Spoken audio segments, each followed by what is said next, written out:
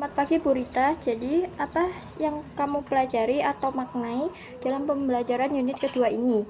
Jadi, yang saya pelajari adalah tentang bagaimana cara mengolah sampah dan membuat sampah menjadi produk yang bernilai jual tinggi atau menghasilkan uang. Dan makna yang saya dapatkan adalah dengan kita belajar mengolah sampah adalah bahwa kita dapat mengurangi sampah dan membuat lingkungan menjadi bersih dari sampah. Lalu ceritakan tujuan atau manfaat dari produk sumatifmu.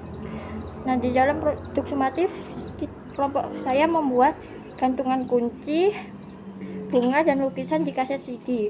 Tujuannya adalah untuk mengurangi sampah dan juga lalu manfaat dari produk kerajinan adalah dapat memperindah atau mempercantik suatu hal atau barang atau benda, dan juga dapat menghasilkan uang. Lalu ceritakan faktor penyebab hasil karyamu belum maksimal. Nah, karena awalnya kita tuh masih bingung untuk membuat kerajinan apa, dan kita juga kurang rapi dalam membuat gantungan kunci karena di bagian gantungan kuncinya di areanya tuh masih tersisa tempelan lemnya.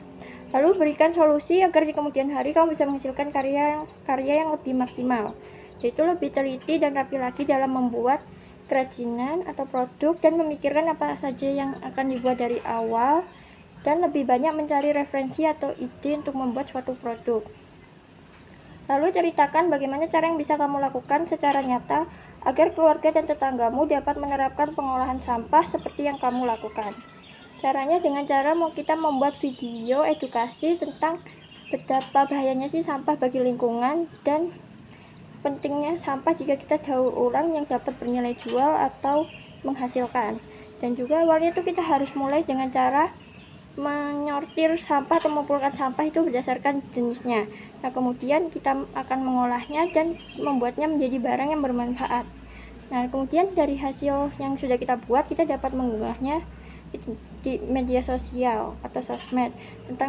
Kita juga dapat membuat sosmed pribadi tentang cara pengolahan sampah atau motivasi agar orang atau masyarakat sekitar dapat untuk mengolah sampah dan memanfaatkan kembali sampah. Lalu ceritakan bagaimana kamu berkolaborasi atau bekerja sama dalam menyelesaikan proyek ini. Nah, pada awalnya pertama kita mengerjakan proyek ini, kita membuat lukisan di kaset CD. Nah, kita mengerjakannya secara bersama, saling tolong-menolong, saling bantu. Nah, pada saat itu saya dan juga email membuat gantungan kunci. Nah, karena waktu itu gantungan kuncinya baru jadi 4 biji saja, kemudian saya melanjutkan membuatnya di rumah.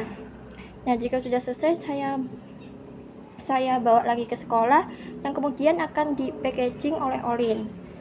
Nah, di sini sih kelompok dapat bekerja sama dengan baik. Jika melihat ada orang yang kesusahan atau butuh bantuan, mereka akan saling membantu atau peka untuk menolong. Lalu hal atau kontribusi apa yang sudah kamu lakukan di dalam kelompokmu, yaitu menyelesaikan setiap tugas atau tanggung jawab yang diberikan dengan baik dan saling membantu dalam menyelesaikan suatu karya atau produk tersebut.